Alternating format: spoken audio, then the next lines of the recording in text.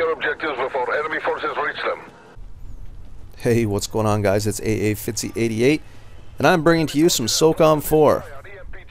Actually, it's Tom Clancy's Ghost Recon, what the hell is it called? Future Soldier, or GRFS for short, which is a lot easier to say. Having a lot of fun with this game. It's been out for 2 weeks. I haven't had a lot of time to play it, more so in the last couple nights. Got it on opening day. Didn't play it for the first 2 days. Then I got into the campaign a bit just to get my my beak wet. And although the campaign, the story is pretty awesome, the gameplay's fun. I like to dabble in the multiplayer. Now, it's nothing against this game. From what I've played, the campaign is awesome, and I try to roll through a lot of the campaigns in the games I play, like the Call of Duty series. You know, they're epic, over-the-top type stuff, but a little too linear. That's just my personal opinion. Pretty much I go straight to the multiplayer where I can. Now, when I've had enough of the multiplayer, I will go and, you know, if I have one of those lazy Sundays, I will play around in the campaign. But for the most part, it's multiplayer. Now, I'm definitely not an expert in this game, so, you know, I'm not showcasing myself as a crazy-ass gamer. I think I've got about 5 hours logged into the multiplayer. I can't tell you the names of the maps. I know a few of the names. I don't know which one I'm on now. It's who knows. That's not really important. There are 10 maps, I can tell you that much. And I believe there are, once everything's unlocked, 50 customizable weapons.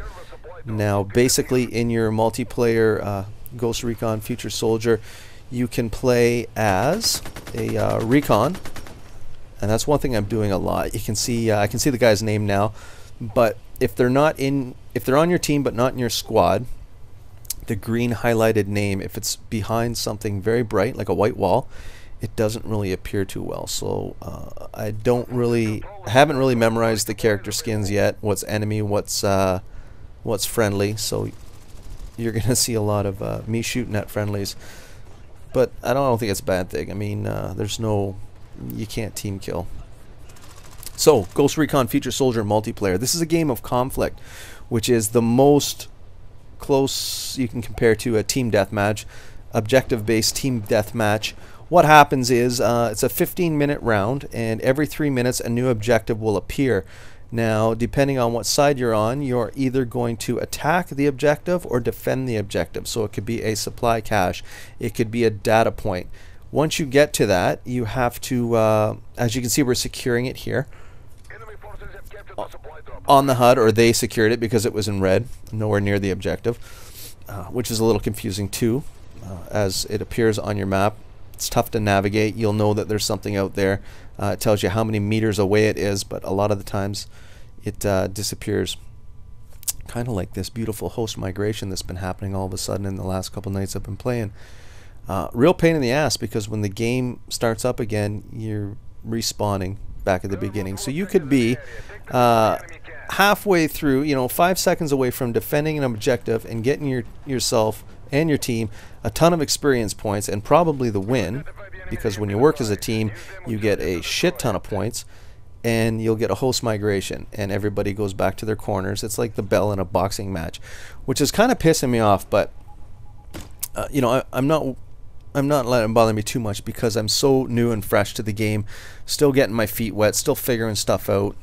It is a little frustrating, bouncing from cover to cover. It takes a while to get used to. You will make some mistakes, and you will die because of it. But, you know, that said, like this guy here, it is a lot of fun. So some of these guys get really good at this cover system. You can be behind a wall, and in most third-person shooters, you can still aim while your character is totally hidden. You can see I'm putting my crosshair over the guy right there. A little cheap, but you know, everybody's doing it. That's the beauty of the third-person shooter, and being able to see around walls when you shouldn't be able to see around walls. But I'm not going to complain. Hey, it's a fun game, and everybody has that. It's even across the battlefield. So if they're going to do it, I'm going to do it. It's basically that hop and pop out of cover. It doesn't take much skill. That's why you can't run and gun in this game. If you're just blindly running around corridors and out in the open, you're going to die a lot. The recoil in this game is quite ridiculous, and one thing that the team brought to this title is gunsmithing.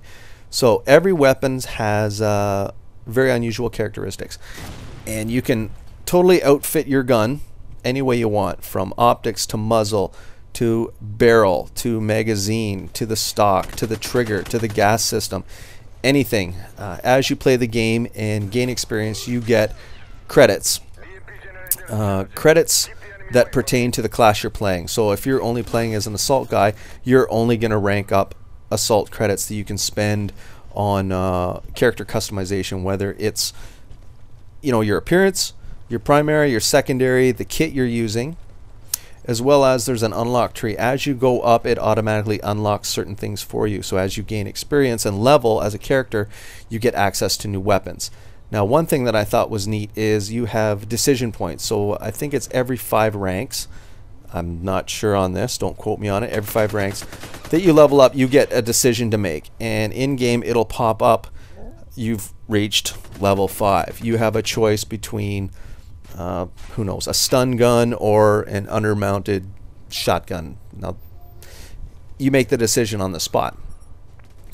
And I'm not sure if you get another crack at it later to change it. I think you can. I think if you totally screw up, it'll cost you a gaming credit to revert back to something else. Basically cancel out your decision. So you don't want to do that. Now, the cool thing about gunsmithing and what they offer in this game is, like I said, I think, what am I using here? AK-47, I believe. With my assault soldier as the ghost team, I have an ACR, and they let you go into a firing range and you can target practice at things, so you can test out what the recoil is like as you're shooting in burst, fully auto, whatever you like, and you can make customizations on the fly, where you can go to your customization in the gunsmith, change out your trigger from fully auto to burst fire, match triggers, change out the stock if you want to adjust control, maneuverability, and you can take these things to the gun range and try them out before you spend your hard-earned experience credits that you earn in multiplayer, which I think is just awesome. So everybody has a different playing style. Now, it's, you know, I was messing around with some of the LMGs, and they are unbelievably crazy to control. But the good thing about them in-game is that it has that suppression dynamic about it, where you're shooting at someone. If you suppress someone, their screen's going crazy blurry, and they have trouble aiming, and it's something that's pretty awesome.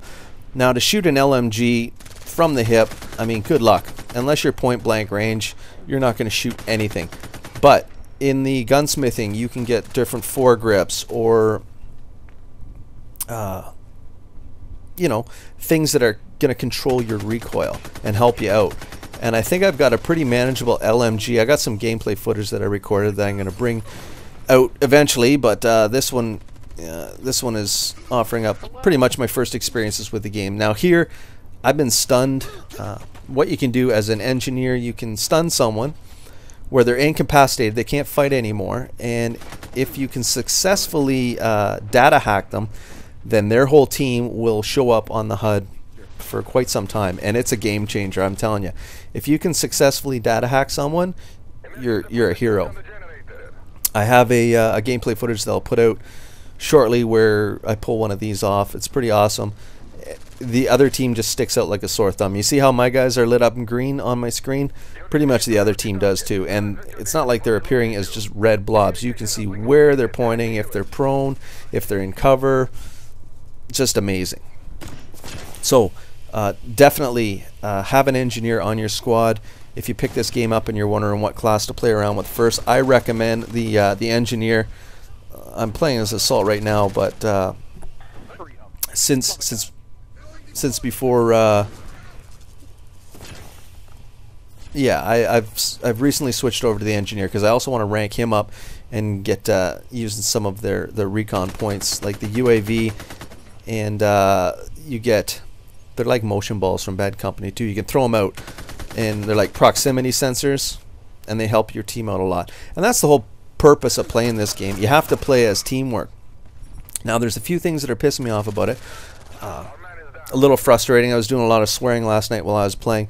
The one was snapping to cover. I mean, I got in about 3 hours of gameplay last night, and you start thinking, you know, I'm a bit of a hot shot, and you start to rage a bit when things don't go your way. I'm notorious for that, and I'm not even a good gamer. But anyway, the things that were frustrating me last night was the overpowered grenades, or the short fused grenades. Pretty much, you can't do anything. If one bounces by you, you're dead.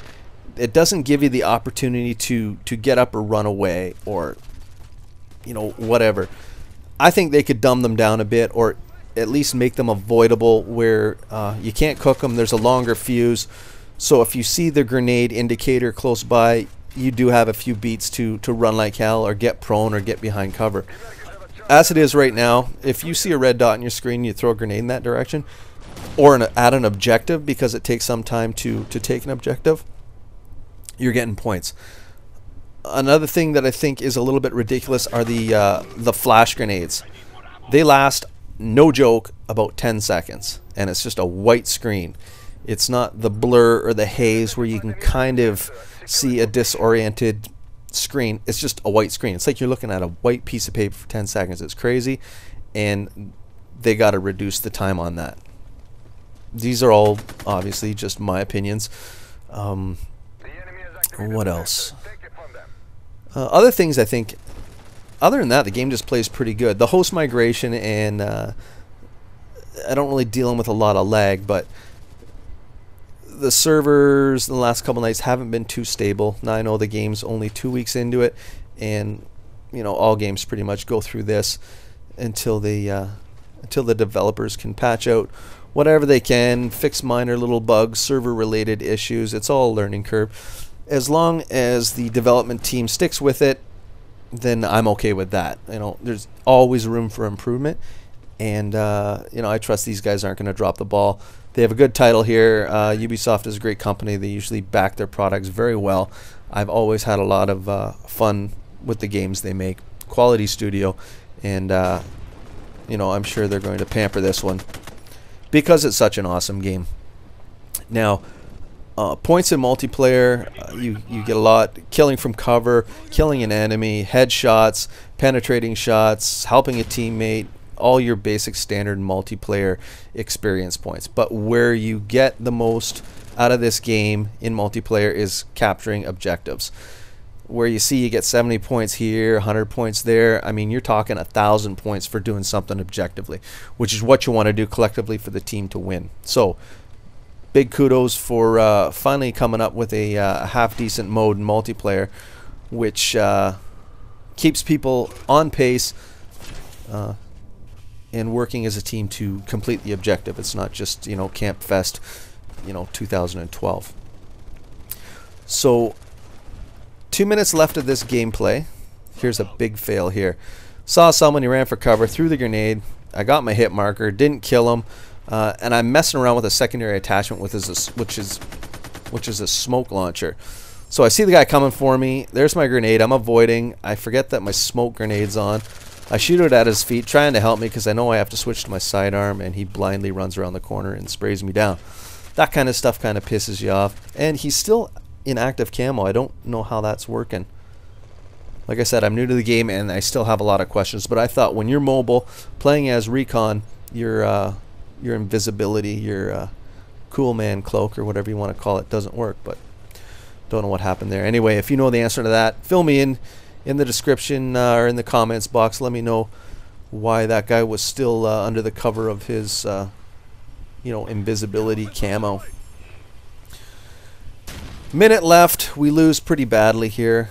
You see on the right side, someone's being data hacked. You can actually see it in the HUD, but then he went dark. That pretty much screws your team. Now we are all lit up like Christmas trees here, and there's no hope for us, especially when you're losing.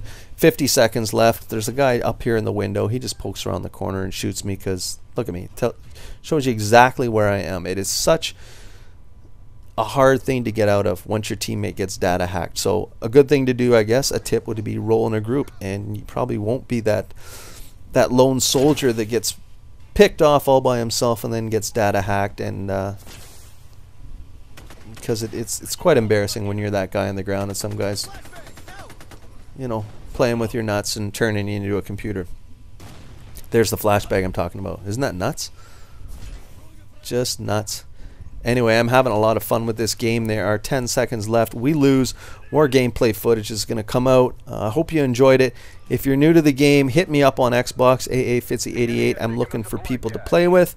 In order to win this game, you got to work as a squad. So, yeah, hit me up. Having a lot of fun, and thanks for watching the video, guys.